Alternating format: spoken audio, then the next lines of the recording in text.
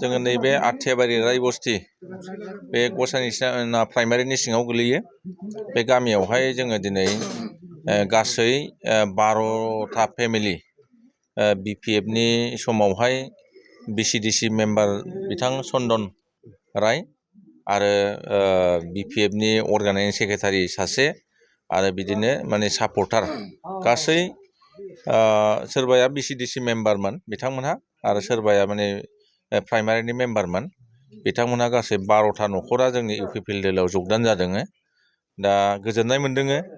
दा UPPL दोलोनि बा प्रमद बर' सार दैदेननाय जे BTR सरकारा जेरैबायदि हाबाफारि लानानै खामानि मावबाय थादों बेखौ मोजां मोननानै बिथांमोनहा दिनै जोंनि UPPL दोलोआव जगदान जाबाय। जों बिथांमोनखौ गोसो गोथारै बरायनानै लादों। आसा UPPL दोलोआ फैबाय थानाय बिसायख'थिनि थाखाय माबायदि साखाफारा? UPPL दोलोनि साखाफारा फ्राय माने 90% जाबाय। खारन जोंनि बुथ लेभेलसिमावहाय जे सांगठनिक जे भेटि बे बुथ लेभेलसिमाव जे बे प्रेपारेसना फ्राय माने 90% जाबाय। दा इलेक्सनल' जानो बाखि। दा इलेक्सन जायोबाथाय दिनैनि दिनावहाय फ्राय गासै 40टा समस्तिनि गेजेराव जोङो मोनसे नायबिजिरदों। दा बेवहाय जोङो 30टाया रोखा जानानै दङ। दिनैसिमावहाय जोङो माने एबसलुट मेजरिटि सरकार दानो हागोन बेखौ जोङो आसा खालामदों। दा दिनैनि दिनावहाय UPPL दोलोनि थाखाय खालि इलेक्सना माला डिक्लेयार होयो जों बेखौ नेनानै दङ। नोंथाङा रेलवे, आसाम पुलिस, बेंक, टेट बायदि सरकारि साख्रि मावनो गोसो दं नामा? एबा नोंथाङा बेफोर बायदि साख्रिनि थाखाय थियारि खालामगासिनो दं नामा?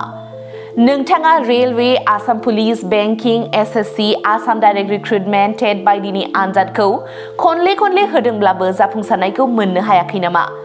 जुदि नोंथाङा railway, Assam police, banking, SSC, Assam direct recruitment, TET recruitment आनजादनि थाखाय थियारि खालामगासिनो दङब्ला नोंथांनि थाखाय लानानै फैदों मोनसे मोजां रादाब। लास्ट ईयर से प्रिपरेशन स्टार्ट किया बट कोचिंग ज्वाइन करने के बाद ही मेरा एग्जाम क्लियर हुआ। तो मेरा इस साल 3 एग्जाम का प्री क्लियर हुआ, CHSL का प्री क्लियर हुआ, फिर IPS PO का मेरा प्री क्लियर हुआ है और CGL का भी मेरा प्री क्लियर हुआ है। तो अभी मैं मेंस का प्रिपरेशन कर रहा हूँ। क'क्राझार सहरनि RNB road ward number 6 Sai Baba मन्दिर एबा एयारटेल अफिसनि साखाथियाव दङ IBT कचिं इनस्टिट्यूटआ।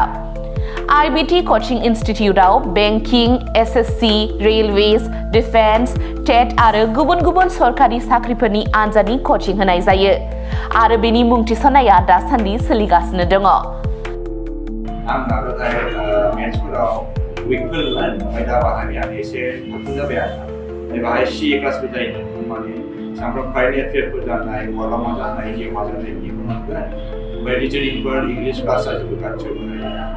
मेरा क्वांट में एक्चुअली खराब था इसलिए मेरा ज़्यादातर एग्जाम में क्वालिफाई नहीं कर पा रहा था और कॉन्फिडेंट भी नहीं था। जब से मैंने ज्वाइन किया है तब से मैंने क्वांट पे एक्चुअली अभी मैं क्वांट पे अच्छा हूँ और कर भी पा रहा हूँ। तो अभी कॉन्फिडेंट भी हूँ और फैकल्टीज भी बहुत अच्छे हेल्प करते हैं बहुत। IBT कचिं इनस्टिट्यूटआव मुं थिसननायनि गोबां मुलाम्फाफोरखौ नोंथाङा मोननो हागोन, जेरै लो course fees, specially daily current affairs classes, lifetime membership card, weekly 5 to 6 days classes, comprehensive study materials, regular online and offline mock test, Make My Exam app, flexible class timings, doubt clearing session। बेफोर गासै सुबिदाफोरखौ नोंथाङा IBT coaching इनस्टिट्यूटआव मोननो हागोन। अब्ला थाबैनो मुं थिसनदो। आबुङै मिथिनो थाखाय 9387277188 एबा 91013258449 आव सोलोंनो हागोन।